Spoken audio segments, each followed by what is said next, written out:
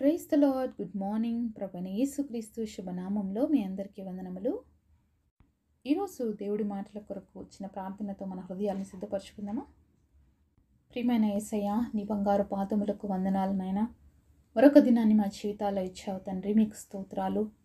వాక్యము ద్వారా ఈ దినంలో మా అందరితో మాట్లాడండి ప్రభా. ప్రతి హృదయాన్ని చూస్తున్న దేవుడు, ఎవరికి ఏ మాటలైతే అవసరం ఉన్నాయో ఆ మాటల చేత మా అందరినీ సరిచేసి నీ గొప్ప కార్యాలు మా జీవితాలు చేయమని యేసు నామములో ప్రార్థిస్తున్నాం తండ్రి. ఆమేన్. ఈరోజు దేవుని వాగ్దానము హెబ్రీలకు రాసిన పత్రిక 4వ అధ్యాయం 12వ వచనం. దేవుని వాక్యము సజీవమై బలము గలదై రెండంచుల గల ఎటువంటి ఖడ్గం కంటెను వాడికలది. Hebrews chapter 4 verse 12. The word of God is quick and powerful and sharper than any two-edged sword. దేవుడు ఇచ్చినటువంటి అద్భుతమైన వాగ్దానం కొరకు దేవుడికి సమస్తమైన మహిమ, ఘనత, ప్రభావం చెల్లును గాక. ఈరోజు ఎంతమంది లేచిన తర్వాత వాక్యం చదివారండి? మరి దాదాపుగా మనము 10 నెలల్లోకి వచ్చేసాం, అంటే అక్టోబర్కి వచ్చేసాం. మరి బైబిల్లో ఎన్ని చాప్టర్స్ చదవగలిగారు ఇంతవరకు? అంతేకాకుండా మరి ప్రతిరోజు దేవుడు వాక్యం చదివే అలవాటు ఉందా మీకు? ప్రతిరోజు దేవుడితో సంబంధం కలిగి ఉన్నారా? మరి దేవుడు వాక్యం అనేది రెండంచుల గల ఖడ్గం అనేది సెలవిస్తుంది. ఎందుకంటే వాక్యం వింటున్నప్పుడు కూడా ఏ రీతిగా అయితే దేవుడు మనతో మాట్లాడుతున్నాడో చెప్పే వారితోనూ వినేవారితోనూ ఇద్దరితో మాట్లాడతాడండి దేవుడు. కాబట్టి ఇది 2-edged sword అనమాట. రెండు వైపులా కూడా కోస్తుంది. మరి ఇలాంటి కత్తులు చాలా తక్కువగా వాడతాం. మనం ఇంట్లో నైఫ్ 1-edged వాడతాం, కానీ దేవుడు మాటలు పవర్ఫుల్ కాబట్టి 2-edged అనమాట.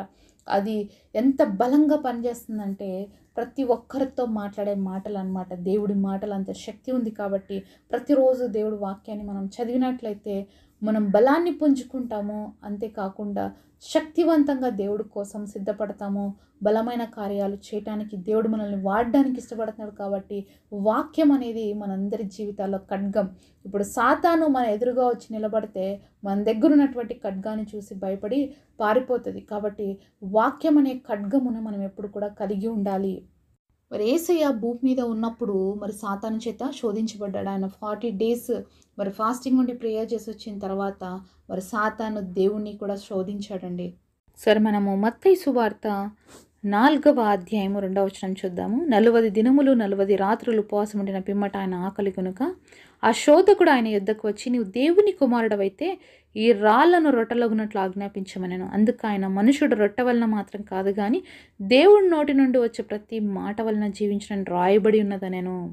మరి యేసయ్యకి ఇక్కడ ఆకలేసింది అని చూస్తున్నాం కదా.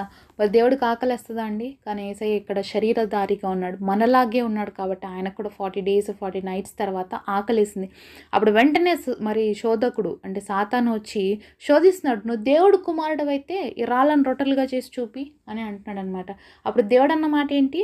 మనుషుడు రొట్టె వల్ల మాత్రమే కాదు కానీ దేవుడి నోటి నుండి వచ్చే ప్రతి మాట ద్వారా మరి జీవిస్తాడని రాయబడి ఉంది కదా అని చెప్తున్నాడు అనమాట. రాయబడి ఉన్న మాటలు, దేవుడి విలువైనటువంటి మాటలు బైబిల్ గ్రంథంలో ఉన్నాయి. కాబట్టి దేవుడు ప్రతి విషయాన్ని కోట్ చేస్తూ చూపించాడు.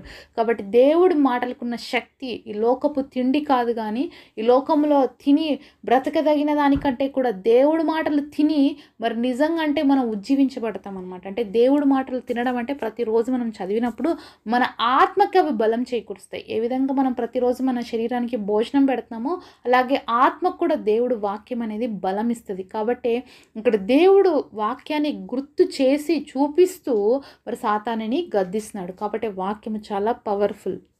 తర్వాత మళ్ళీ 6వ వచనంలో చూస్తే, నీవు దేవుని కుమారుడవైతే క్రిందికి దుముకుము, ఆయన నిన్ను గురించి తన దూతలకు ఆజ్ఞాపించును, నీ పాదం ఎప్పుడైనా రాతికి తగలకుండా నేను చేతులతో ఎత్తుకుందురు అని రాయబడి ఉన్నదని అతనితో చెప్పాను. అందుకు యేసు, ప్రభువైన నీ దేవుని నీవు శోధింపవలదని మరొక చోట రాయబడి ఉన్నదని వానితో చెప్పాను. మరి ఇక్కడ దేవుడు వాక్యాన్ని సాతాను కూడా చెప్తుంది చూడండి. మరి నువ్వు ఇక్కడ పైనుంచి దూకేసేయి, దేవుడు నీకు దూతలు పంపిస్తాడు, నీకు ఏ హాని తగలకుండా కాపాడతానని బైబిల్లో రాయబడి ఉంది కదా, దేవుడు వాక్యం చెప్తుంది కదా అంటే వెంటనే ఏసేమని తెలుసా, నీ దేవుడిని నువ్వు శోధించకూడదు అని చెప్పేసి కూడా రాయబడి ఉంది అని చెప్తాను. అంటే సాతానికి వాక్యము తెలీదా అంటే బాగా తెలుసండి, మనకంటే కూడా చాలా బాగా తెలుసు సాతానికి. కాబట్టి మనం సాతాన్ని ఎదుర్కోవాలి అంటే బైబిల్ చదవాలి. సాతానికి మరి సమాధానం చెప్పాలి అంటే మనం ఏం చేయాలి? బైబిల్ చదవాలి. సాతాను దేవుడిని ఎలా శోధిస్తున్నాడు? ఇప్పుడు వాక్యంతో శోధిస్తున్నాడు. మరి దేవుడు ఎలా చెప్తున్నాడు? ఇది కూడా రాయబడి ఉంది. నువ్వు దేవుడిని శోధించకూడదని రాయబడి ఉందన్నప్పుడు అక్కడి నుంచి వెళ్ళిపోతాడు. మళ్ళీ దేవుని శోధిస్తాడు. 9వ వచనం చూద్దాం. నువ్వు సాగిలపడి నాకు నమస్కారం చేసినడలా వీటన్నిటి నీకు ఇచ్చేదనని ఆయనతో చెప్పగా, యేసు వానితో, సాతానా పొమ్ము, ప్రభువైన నీ దేవునికి మృక్కి ఆయనను మాత్రమే సేవింపవలని రాయబడి ఉన్నదనెను. అంతటా అపవాది ఆయన్ని విడిచిపోగా, ఇదిగో దేవదూతలు వచ్చి ఆయనకు పరిచర్య చేసిరి. మరి మూడోసారి మరొక ఎత్తైన స్థలంలోకి తీసుకుపోయి నువ్వు నాకు నమస్కారం చెయ్యి అని అంటే దేవుడు వెంటనే ఏమన్నాడు తెలుసా? సాతానా పో, ఈ దేవుడికి మాత్రమే నువ్వు ముక్కాలి అని చెప్పేసి అది రాయబడి ఉన్నదని వాక్యాన్ని చూపించినప్పుడు అప్పుడు సాతాను వెళ్ళిపోయినాడు. ఎంతగా దేవుడిని శోధించాడు చూడండి. మరి దేవుడినే ఇంతగా శోధిస్తే మనం ఎంత అండి? కాబట్టి దేవుడితో ప్రతిరోజు మనం సంబంధం కలిగి ఉండాలంటే ప్రతిరోజు దేవుడి వాక్యం చదవాలి, ప్రతిరోజు ప్రార్థన చేయాలి. దేవుడితో వ్యక్తిగతమైన సంబంధం కలిగి ఉన్నప్పుడే సాతాను మనం జయించగలుగుతాం. రెండంచెల గల ఖడ్గాని మనం చేతపట్టి ప్రతిరోజు కూడా దుష్టుని ఎదిరించే వారిగా ఉండాలి.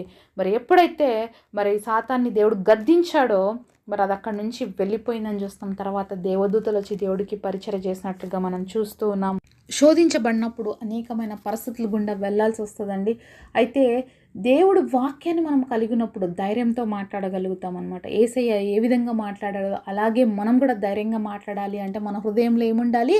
దేవుడు వాక్యం ఉండాలి. సాతాను ఊరుకూరుకునే మాట్లాడే మాటలకి పారిపోడండి, దేవుడు మాటలకే పారిపోతాడు. ఇప్పుడు యేసయ్య ఏం చూపించాడు? ప్రతిది కూడా వాక్యాన్ని కోట్ చేస్తూ చూపించాడు. కాబట్టే సాతానికి ఏమైంటది? గుచ్చుకొని ఉంటుంది. కాబట్టి నిలబడలేకపోయినాడు, ఇంకా పారిపోయినాడు. అలాగే నీ మాటల చేత కూడా గుచ్చుపడాలంటే నీ మాటలు ఎలా ఉండాలి? దేవుడు మాటలై ఉండాలి. ఎప్పుడు దేవుడు మాటలు మనం మాట్లాడగలుగుతాం? మన హృదయంలో దేవుడు మాటలు ఉన్నప్పుడు.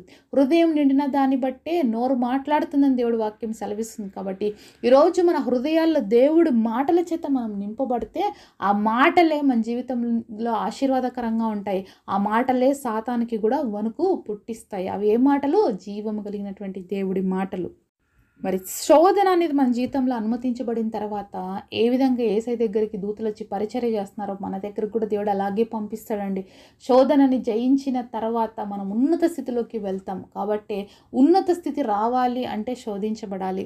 మరి శోధనని జయించాలి అంటే దేవుని యొక్క వాక్యాన్ని మనం కలిగి ఉండాలి. దేవుడు వాక్యం సజీవమైనటువంటిది, బలము గలదైనటువంటిది, రెండంచెల గల ఖడ్గము కంటే చాలా విలువైనటువంటిది. కాబట్టి ప్రతిరోజు ఈ ఆత్మ ఖడ్గాని మనం కలిగి జీవించాలి. మరి వాక్యం నువ్వు చదువుతున్నప్పుడు ప్రతిరోజు నువ్వు సజీవంగా ఉంటావు. అంతేకాకుండా దినదినము బలం పుంజుకుంటావు. నీ శరీరానికి ఏ విధంగా అయితే ఆహారం పెట్టి రోజుకు మనం బలపరుచుకుంటున్నామో అలాగే మన ఆత్మకు కూడా ప్రతిరోజు దేవుడు వాక్యాన్ని అందించినట్లయితే మరి దేవుడి మాటలతో మన ఆత్మను తృప్తిపరుచుకున్నప్పుడు మన ఆత్మ కూడా బలపరచబడుతుంది. అంతేకాకుండా బలంగా తయారై సాతానుని ఎదిరిస్తుంది అనమాట. కాబట్టి ఈ రోజు నుంచి మనం దేవుడి వాక్యాన్ని ప్రతిరోజు చదువుదాము. అంతేకాకుండా మన హృదయాల్ని దేవుడి మాటలతో నింపుకుందాం. చదవడం కాదు కానీ, చదివి వదిలేయడం కాదు కానీ, చదివిన ప్రతి ఒక్కటి కూడా ఎక్కడ భద్రపరచుకోవాలి? మన హృదయాల్లో భద్రపరచుకోవాలి. మన హృదయంలో ఉన్నప్పుడే దేవుడి మాటలు మనం పలకగలుగుతాం. యేసయ్య ఏ విధంగా దేవుడి మాటలు చెప్తూ సాతాన్ని జయించాడో మనం కూడా ఆ స్థితికి రావాలని దేవుడు ఆశిస్తున్నాడు.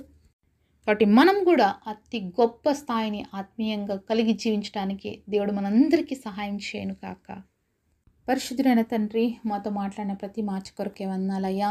మీరు శోధించబడినప్పుడు వాక్యము చేత సాతాన్ని ఏ విధంగా గద్దించారో అలాగే మా అందరి హృదయాల్లో కూడా నీ వాక్యం నింపుకొని సాతాన్ని ఎదిరించి ప్రవ్వా నీ కొరకు నిలబడడానికి రెండంచెలైనటువంటి వాక్య ఖడ్గమును మేము ఎప్పుడు కలిగి జీవించడానికి మా అందరికీ కృపనివ్వమని, నీ మెండైన దీవెనలతో ఆశీర్వాదాలతో నింపమని యేసు నామములో ప్రార్థిస్తున్నాము తండ్రి. ఆమేన్. ఈరోజు బర్త్డే అలాగే వెడ్డింగ్ యానివర్సరీ సెలబ్రేట్ చేసుకుంటున్న మీ అందరికీ కూడా wish you happy birthday and happy anniversary. God bless you all.